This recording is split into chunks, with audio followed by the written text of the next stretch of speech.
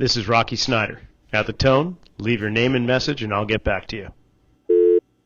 Now, don't worry if you're not from Dublin, alright? We're going to take things nice and easy, yeah? And you'll all be speaking Dublish in no time at all, alright?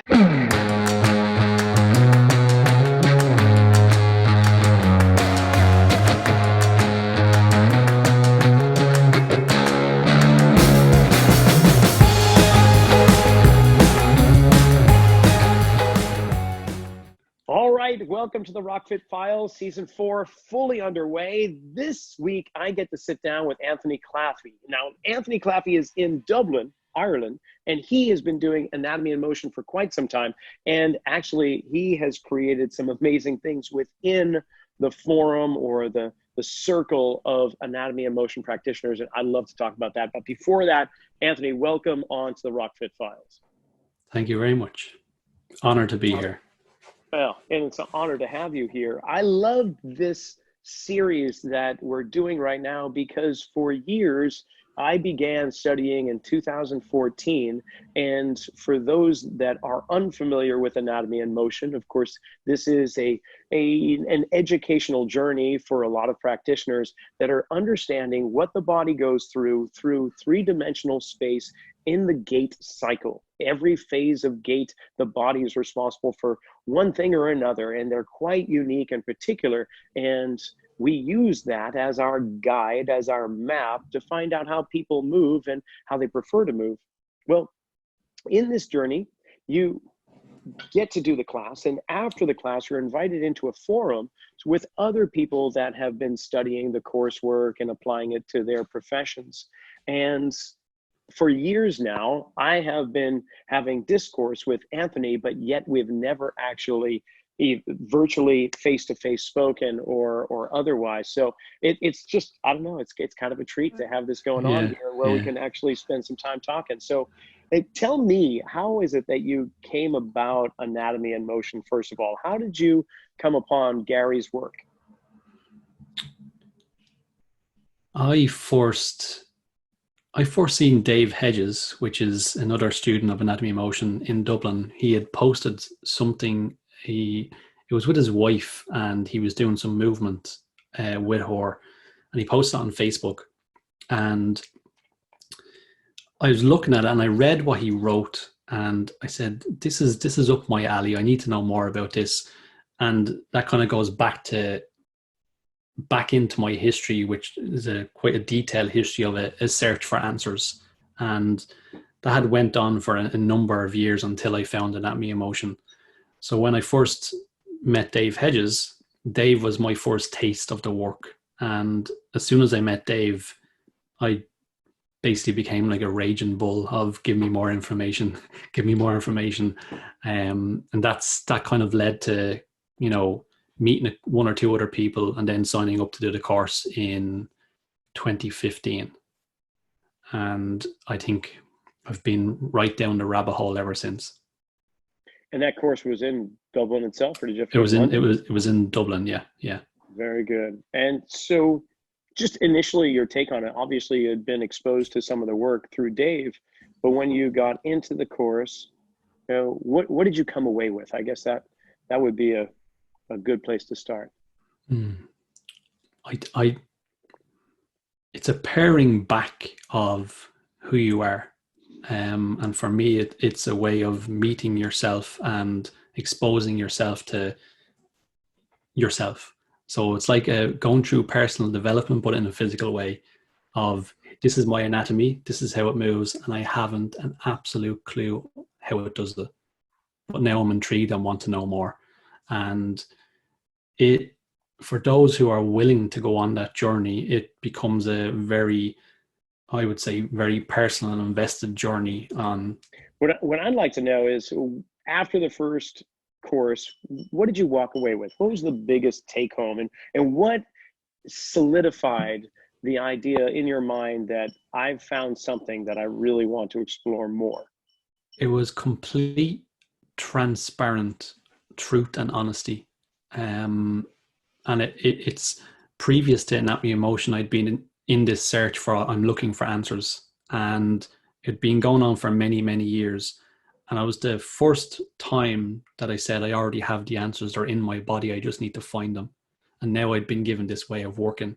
And the way of working was me, do I want to invest this time in myself to dig into this work to find the answers myself by following a process? And the work itself exposed me to, one, I didn't really have a clue what I was doing. I'd never interacted with my body in such a way that allowed it to show me the answers. As everyone else does, you just follow suit and dip your toe in and out of things, and you nearly end up becoming an echo chamber of someone else's work. And someone said, bend your knee this way, so you do it, and stretch this, so you do it. And you never really sit back and challenge that or question it. And when it comes to anatomy and motion, it put everything in black and white for me.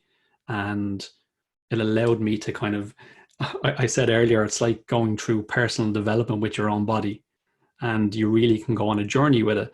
And I was completely exposed to all of that and willing to go and search for all of this information. And having the model of anatomy and motion means that the map of all of this is there. You just need to spend some time with it, which is probably why, I've spent the last 5 years fully, completely in there, inside the form. And as you mentioned earlier, end up developing that index.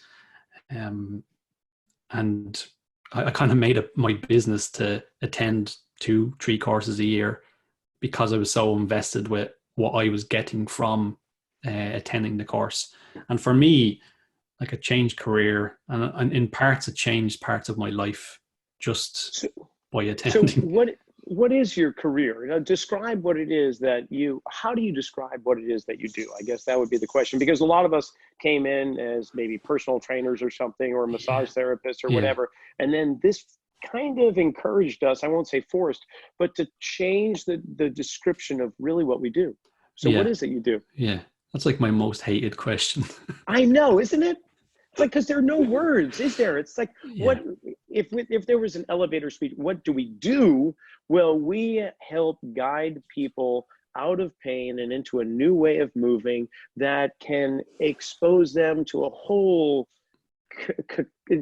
cascade of things to come, mostly beneficial, right? So, but you can't say that to somebody. You're looking for what you are. So, right? So what do you say you are? Yeah.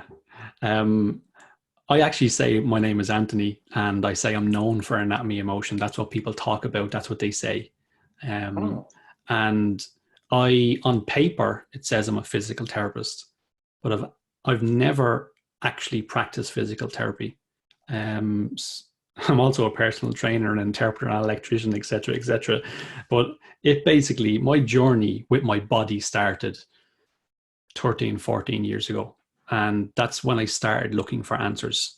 And from a very young age, I played soccer in Ireland and had a number of, knee surgeries, injuries, concussions, blah, blah, blah. And a lot of that history meant my body felt like shit. And when it got to the stage where I ended up having to give up stuff and say, this is, I can't take this anymore, nothing seems to be working, I decided to stop and do the exact opposite to what I was doing. So I just did nothing. And doing nothing was a way of kind of saying, well, I can start to learn something from my body. I just need to find, there has to be something out there. And that's what led me to start to look, and when I started to look, I became a personal trainer and kind of went down that conventional route, but quickly got bored.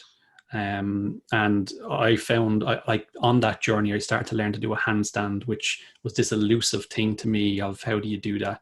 Only gymnasts can do this. And I think for me, learning to do that was a way of proving to myself that I could do something with my body. And from there, it's like, I need more. And a similar time frame, I had started my degree in physical therapy, and I had started anatomy and motion. And from day one of anatomy and motion, I knew it was what I was just so sucked in, and I knew I'd found what I was looking for. And I still remember the moment standing in the class, and I said, I've found it, and it's in my body. And so when I went to do my physical therapy degree, I done it for the value of I value education and learning, and I also done it for that piece of paper. To have, I suppose you could say, the other side of the coin of this is what everyone else learns, and I done that knowing that I was already working as an anatomy and motion person, and continue to do so. And even when I finished college, I didn't. Elements of what I took from my college were, screening, health screening, things like that, red flags. But my actual practice always remained as an anatomy and motion person, true and true. How was that? That you must have come into elements within your college journey that were contradictory to the truths, I would say, the actual facts of how joints motion really occurs based on bone shape and so on. The things that you were learning through the flow motion model and Gary and Chris and their courses and so on. You must have been coming up against quite a bit of contradiction. Yeah, it was, the first year particularly was extremely frustrating. And I don't blame the education system, because the education system has to teach a curriculum, and this is the curriculum, and you must tick the boxes. And the first year in particular, I was met with a lot of frustration, and the frustration was mostly coming from me. And I suppose there was a bit of ego there at the time, saying this is right and this is wrong, and that got me absolutely nowhere. So instead, I just decided to try and flip things a little bit. And when I'm in college, I tick their boxes, but I also found things in that area that I will go to learn myself.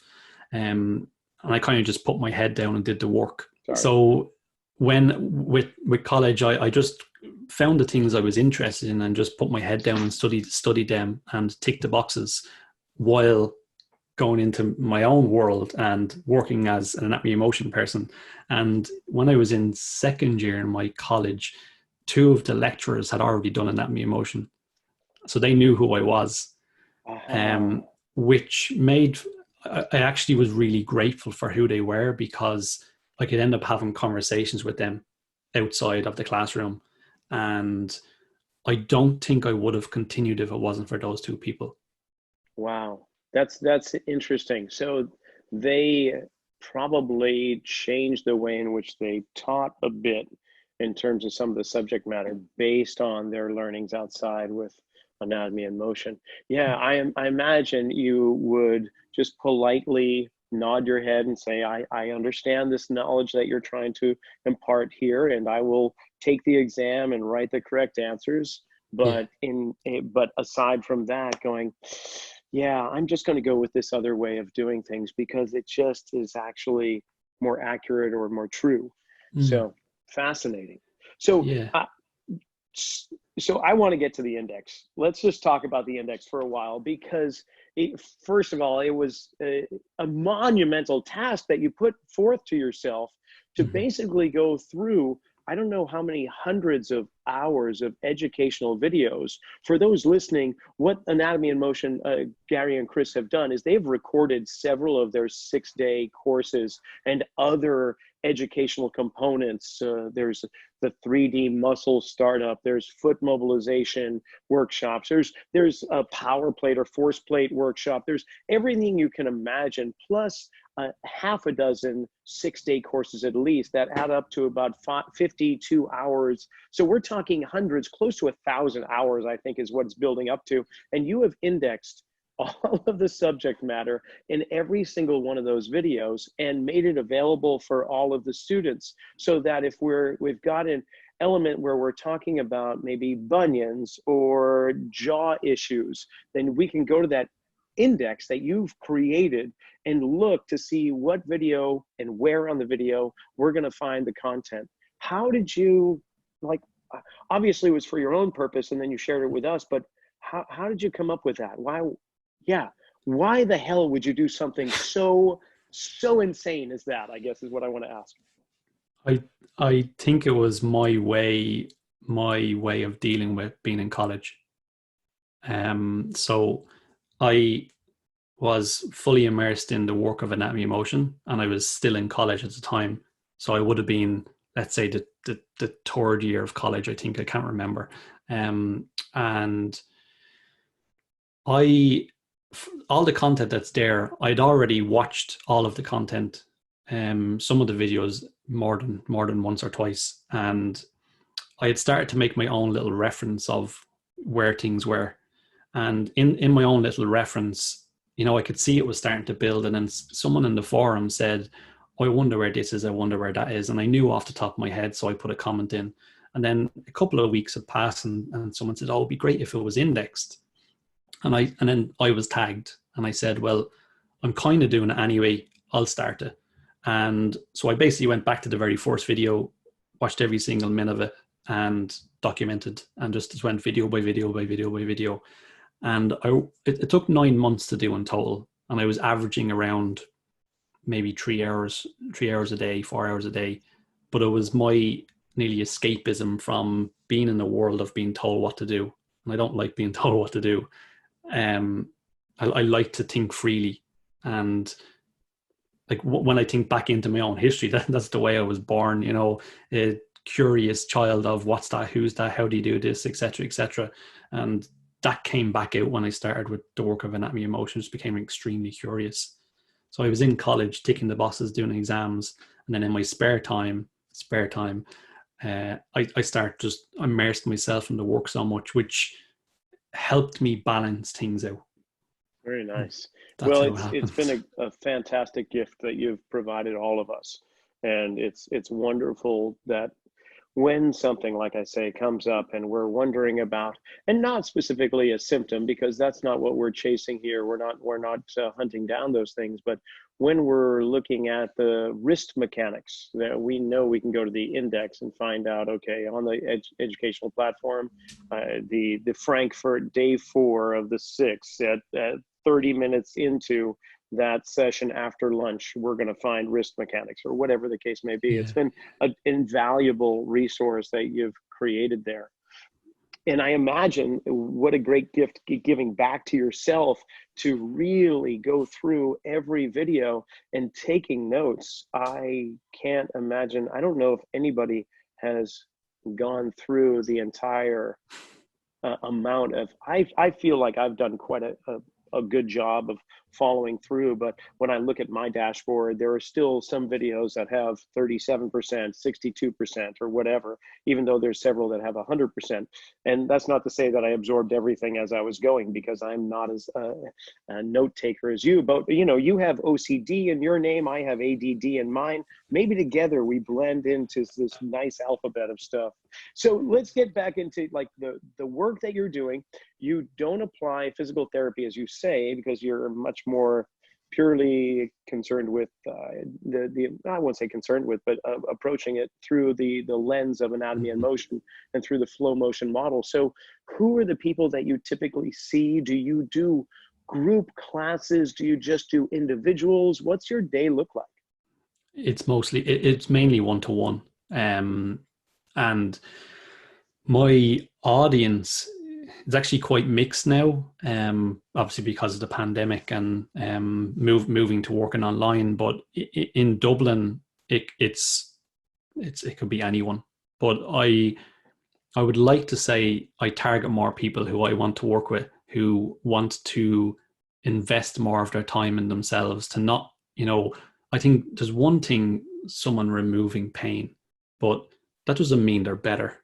And I'm always interested in the better and real change, and someone being able to leave knowing that their body is capable of doing what it can do, and that they can actually look after themselves and not just remove pain and then 3 months down the line, same thing again. And that doesn't really interest me. So I tend to attract more of the people who want more. And, I think because the work we do is quite different, it's easier like Dublin is small enough, so it's easier for your name to spread.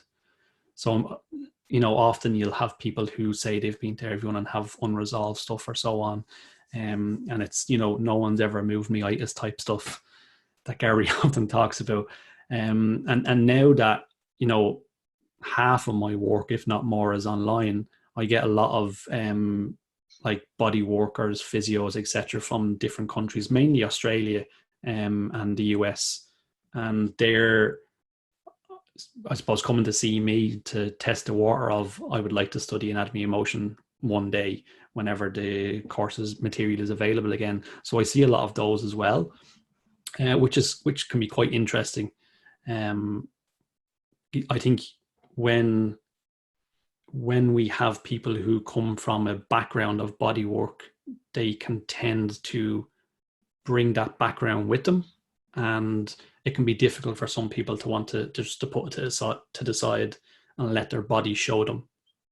Yes, I find it so delightful to work with uh, movement therapists and manual therapists, not in part because they want to try and bring their learning into it, but because of their ability to connect with their body, and the subtleties of encouraging one joint to slow down or speed up, or however you want to cue them, they can latch onto that much more readily than dealing with clients that might per se come from the high-tech field, who are very cerebral, who have a tendency to not be so connected with their physical frame. So it makes it that much more challenging when you're trying to cue subtleties in their movements, and they're having a hard time even feeling the global components that we're just placing them in. Yeah. Would you agree? Yeah, with that? totally agree. I think it's a big change for most people, because they're generally not looking at interacting with their body that way. And even people who do movement it's generally big global movements, lifting weights, squatting, handstanding, whatever it may be. And when it comes down to the finer mechanics of, let's say, how a knee moves, and sitting with that knee to see how the actual bones really move, and then if you integrate the foot, and while people will have a knowledge of how a body moves, to see on that level, it's nearly something you need to learn and relearn how to interact with your own body, which to me is where the journey is, and it's digging into that detail. And it's something I admire so much in Chris Veteran, and how you'll have him on the podcast, or already had him on the podcast, but his level of commitment to the details that he's gone into and teaches as part of anatomy and motion, I just admire it so much, and it always inspires me listening to both Chris and Gary speak about anatomy in that way, and it always leaves me wanting go study more, go learn more. I suppose that's the beauty of the work. So what I would like to know, Anthony, is you've been doing this since 2015, and here we are 5 years into your pursuits with anatomy and motion. And sometimes it's interesting. My son used to have a karate sensei when he was studying for his black belt, and the fellow had been doing it for so long that his black belt had been worn away so much that actually turned into a white belt. It looked more like a white belt. And there's a story or analogy there, that you take this journey and you begin as a beginner, and you learn all the way to a point of mastery, but the lesson comes back around to the basic elements that we learned right from day one. So what I would like to know is, like, your journey in the last 5 years. What do you see as maybe landmarks of observation, or the concepts that you began to accumulate over time? And where are you now? Do you find that you're back to some basic forms? How far have you pursued the rabbit down the hole, and where are you from beginning to right now? I would say I'm very much a different person, both physically and mentally. I think there's been a shift I actually feel like I'm going backwards. And what I mean by that is, the way my body was 5 years ago was like a cement block that didn't move. And now it's like a well-oiled machine that moves really, really easily, like when I was back as a child. And my history is quite extensive in injury list, and the more I go through my own body and navigate myself, it goes back and back and gets easier and easier and easier and easier, and keeps improving. And I've seen the same carryover in other aspects of my life. In like, I changed my career. I gave up employment I had, which had financial security in it, just because it didn't serve me anymore. I think the process of when you really undergo interacting with your body in a daily basis like this, I think it's similar to people who, do meditation on a daily basis, but they start to find themselves and who they really are and what they want to do. So I suppose my having the past 5 years of doing that has started to bring out more of who I would say I really am. And that's then embedded in the choices I make in life. And if something doesn't serve me, I won't do it anymore, because I don't see the point. Whereas 5 years ago, I would have done it because everyone else was doing it. I can see those, like, social media is a really good example, because people can put things on social media and it looks sexy, and then people will gravitate towards and say, this looks sexy, I want to do it. Whereas I'm in a space now where I can sit and, let's say it's to do with body work, I can see what's on the internet, what looks sexy, and then have my in-depth knowledge of anatomy and say, well, this is what the anatomy says, and I can see that, and I'm not going to let it make decisions for me, because this is how I want to work. Whereas, go ahead. Well, I was just wondering, with the clients that you work with, there must be an educational component to that, to not to dissuade, but to maybe persuade them to really look at what they truly need, rather than what is the haute couture, what is the in crowd doing with exercise and movements and workouts. Because right now, of course, we're seeing a lot of online group workouts, whether it be through companies like Peloton or Mirror or others that are just smaller, that are doing all of these group exercises, when that can be good for a large majority of, I would say half the people in the class are going to greatly benefit, but then the other half are bringing their own individual issues that aren't going to be complemented by the movements that they're finding themselves doing in these types of classes. So I'm just interested to know, with your clients, do you find that you need to do a lot of education with them? Yeah. I always say to them, I want to remove opinion.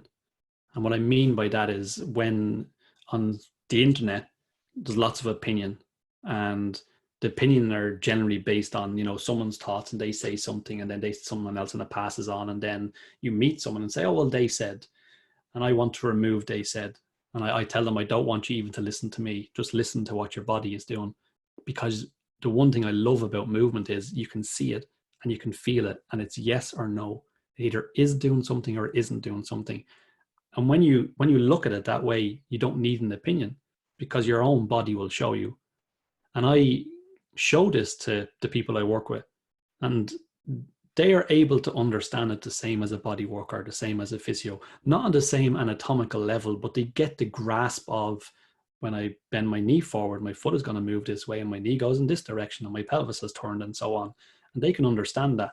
And so if they ask, I will give them the details. And the more they understand it, the more they can actually see what it's capable of doing. And I think that's nearly an incentive for them, because they can see the change then and say, oh, my pressures are more equal, or I can lift my arm up, or so on.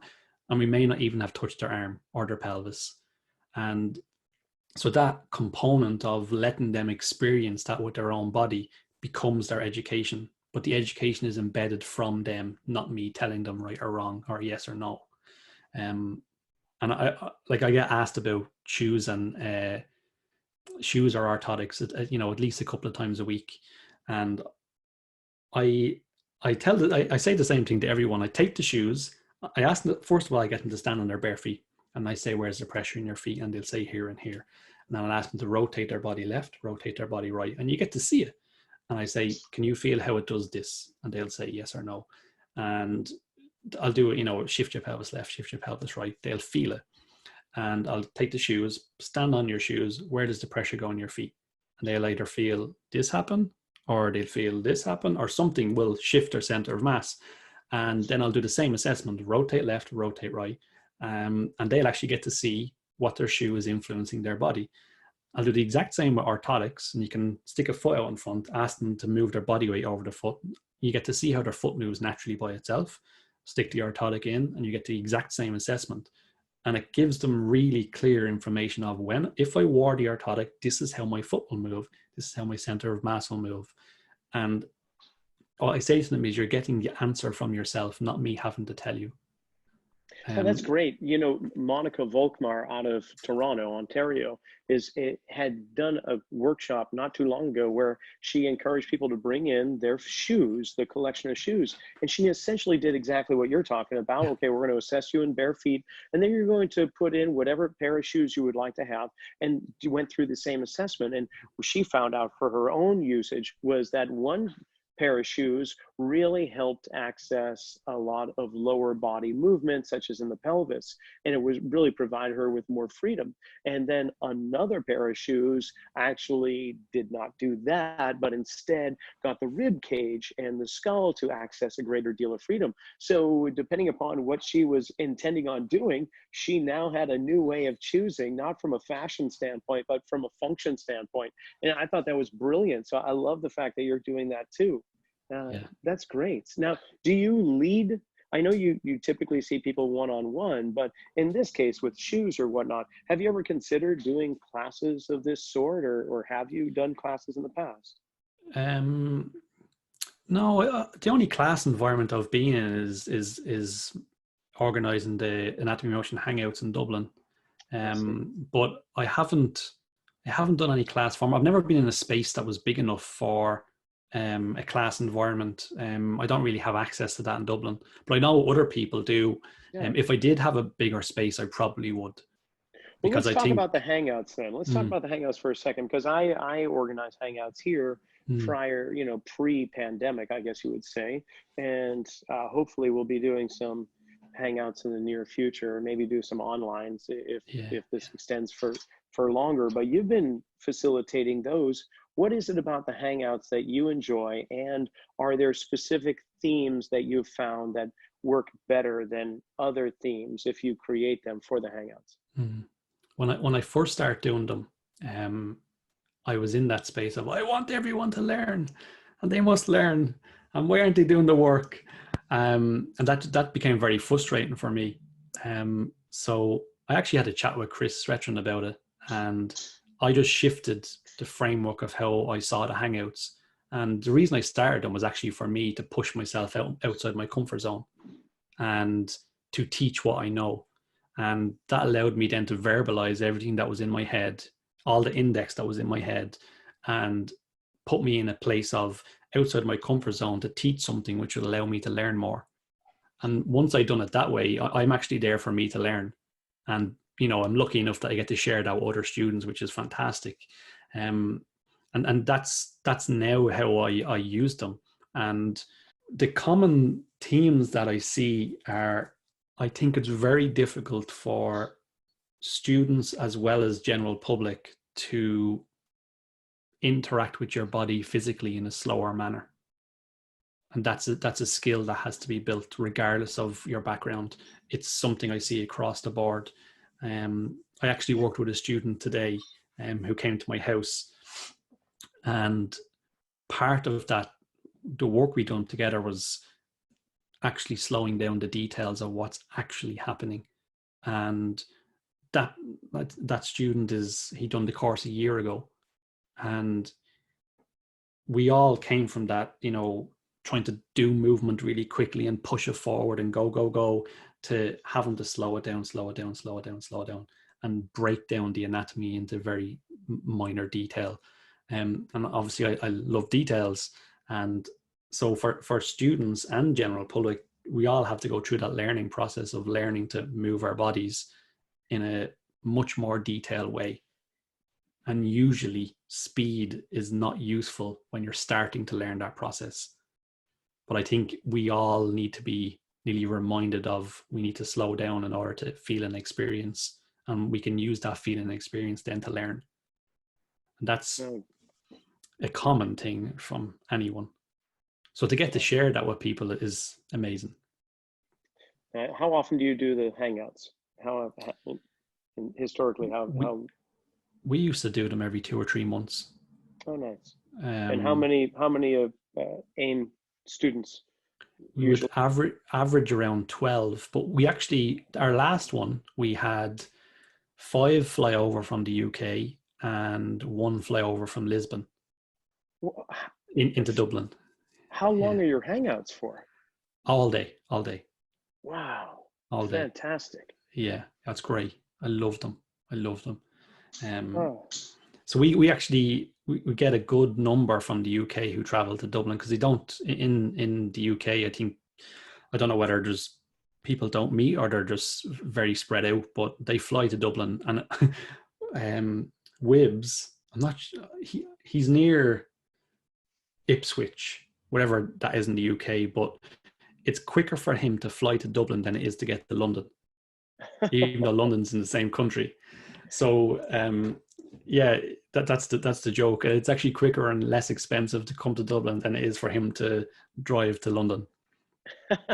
Yeah, yeah, oh, that sounds yeah. fantastic. We generally get about between 6 to 10 individuals, and Yeah. near the end of our hangouts, which was, I guess, January or February of this year, we were starting to incorporate Zoom into this Mm, as well, which was really nice because people from remote areas could connect with the hangouts as well, and we could interact with them. They could say, mm. could you just turn the camera this way or that way? And it was really a fun learning process that we hadn't explored yet, so that Yeah, was really yeah. nice.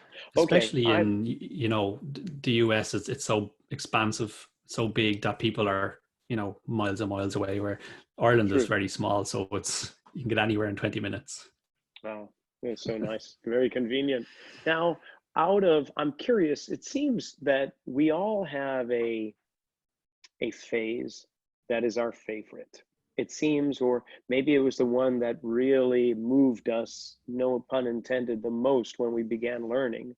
So for you, do you have one that, yeah, and I'm not saying that this is what you give other people, but the one that you really intrinsically go, oh, this is where I need to start getting in and exploring how it is that I am not moving and where I am. I don't think I have a phase, but I tell you what I do remember. On, I think it was the first day of in Anatomy in Motion, and I had 3 knee surgeries. One of them was ACL, and Chris came over, and we were doing assessments or something like that, and he just put his hand on my knee and said, "Bend your knee this way." And when it bent, I said to myself, "That's the first time I've ever felt my knee bend like that." And my right one, even though that's had surgery as well, um, that's always seemed to have a, I knew what a bend was, but the left one, I was like, this is alien to me. I didn't know what that bend was.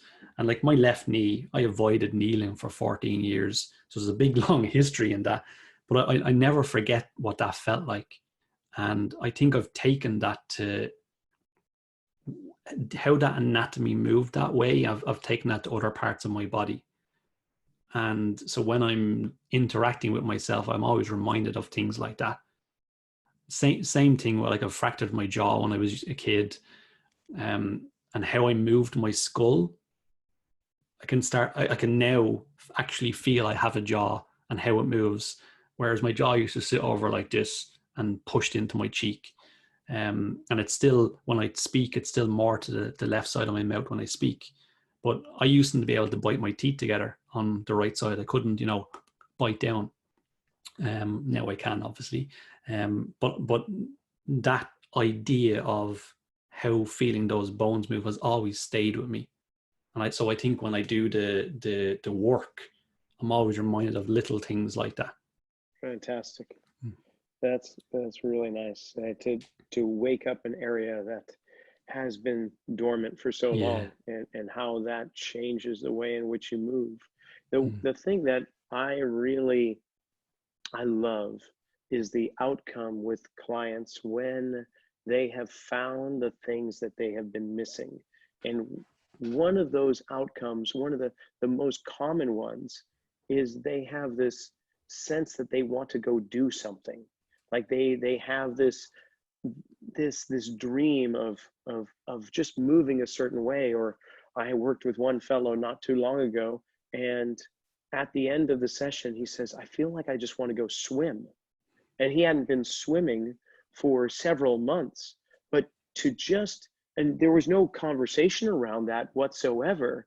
It was just getting his body into positions that started to just awaken the way the body should be. And that was the outcome. It wasn't the talk of, I don't feel my back anymore, or my shoulder can move, or this feels fantastic. He just started walking around with his eyes off in the distance, as if he was in a dream state, going, gosh, I think I just want to go swimming right now. And you know, in those moments that, okay, some really special thing just occurred now, that you have just unlocked a desire that was even unspoken. So I'm sure you get that too with your clients. Yeah, same. So I think we've had the same experience personally as well, yeah, of our own bodies. And you know, when you think of it from a physiological level, of an area that is able to move itself more, gets more blood, gets more oxygen, gets more lymph, gets more proprioception, gets more feedback, gets more stimulus, it's opening the area for liberation to self-irrigate itself. And we're a living organism. And I just see it as, the more space you can make, the more liberation it can be, and the more it can do what it needs to do itself. And for people, that, you know, brings out career change. Other people, you know, they want to go and swim, and, you know, some people end up completely changing how they work or how they live, etc., etc.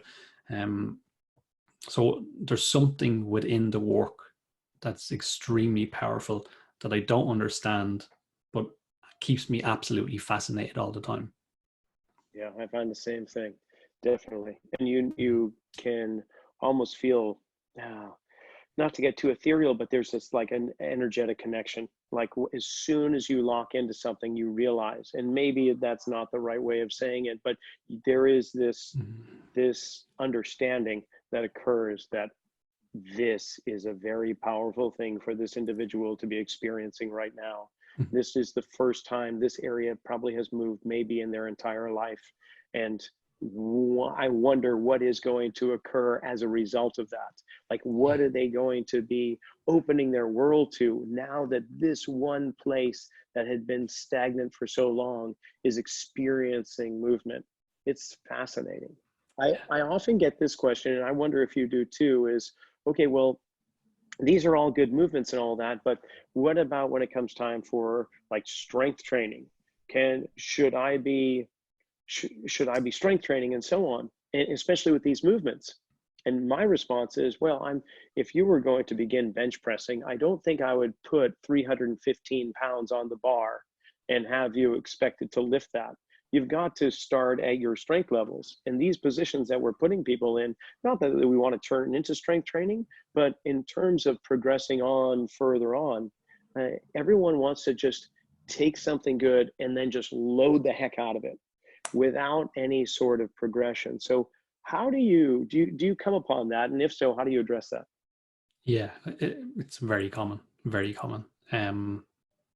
I tend to bring it back to anatomy, because it will show the truth. And I used an example to another student recently, and they were talking about something that was actually posted on Instagram, and they were doing this kind of lunge movement of sorts, and they had a barbell on their back, and so on. And it came up in conversation, and I said to them, can you see how the back foot's pronated? And the back foot's pronated, it's going to flex and externally rotate the knee. It's going to adduct that hip, hike that pelvis on that side, and so on. And even I never thought about it that way. But the comment said, I'm working on my propulsion mechanics and such, when it's actually the exact opposite. Mm-hmm. And the conversation was, if you look at the anatomy, you can see it for what it is. And if you want to go and strength train, go and strength train. And when you want to cater for your anatomy, cater for your anatomy. And to me, like Gary talks about perceived center, and how your center of mass rests in your whole body is how you're going to use your body. And if you're strength training and you naturally carry more weight in your left leg than your right leg and so on, that's how you're going to end up strength training, and that's how you're going to use your body. Or you can actually work on your body, get it organized so that it becomes more centered and aligned. And I say aligned like this because it's such a bastardized word now, but that your center mass is more even both sides and your anatomy is more stacked up, so you have a better usage of your body. And if you can have it that way, then you can go and strength train and do all the other stuff you want to do. But trying to take something that's so detailed and then try and load the hell out of it, you're going to bypass a lot of stuff. And that's where, if you have a good eye, you can see this all over social media. And it's why I tend not to go looking on social media for this reason, because once you see, it's very hard to unsee the work of anatomy emotion. Yes. You can ignore it, you can avoid it, but the truth is there, and you can either decide to go and work with it or ignore it, but it will still show the truth. And then when you try and load the hell out of it on social media, you can see between the lines. I'm really glad you bring that up, because I wholeheartedly agree, and it has had me reconfigure the way I look at strength and conditioning through the lens of anatomy and motion. And I find that many of the movements are contradicting really true anatomy. And so I've had to alter those movements or just put them aside unless there is a specific reason they need to adapt to those demands. Otherwise, those are for those competition lifts where they were derived from, whether it's bodybuilding, powerlifting, or Olympic lifting. So yeah, it's very interesting, and I'm glad that you have that same sense. Yeah. So we're coming up against the clock. We've been going for about an hour or so, and I want to give the listening audience an opportunity to find out more about yourself, and if they want to look into your services, how will they go about doing that? Of course, I'll put all the information in the descriptions below on the YouTube channel as well as in the podcast description. But can you give me some places to go, whether it be social media or on the internet, however? So my website is anthonyclaffey.com. All my social media handles are the same. It's my name. It's Anthony, and my second name is Claffey. So that's the same on Instagram or Facebook. I'm probably easiest to find on Instagram because Facebook seems to be quite quiet now, but you'll find me on Instagram. Very good. Well, Anthony, this has been a joy, a true pleasure to get to know a little bit more about you and to have this nice conversation back and forth. And somewhere down the road, our paths will cross. I'm sure they will. And I'm sure they will. Yeah. Yes. And it'll be a really fantastic hangout. So Thank you for being on. If you'd like to find out more information about the flow motion model, anatomy and motion courses, or Gary Ward himself, pick up a copy of his book, What the Foot, at findingcenter.co.uk. And while you're at it, pick up a copy of my book, Return to Center, where I take the flow motion model and apply it to strength training and conditioning. You can get a copy of that at rockysnyder.com. Thanks for listening.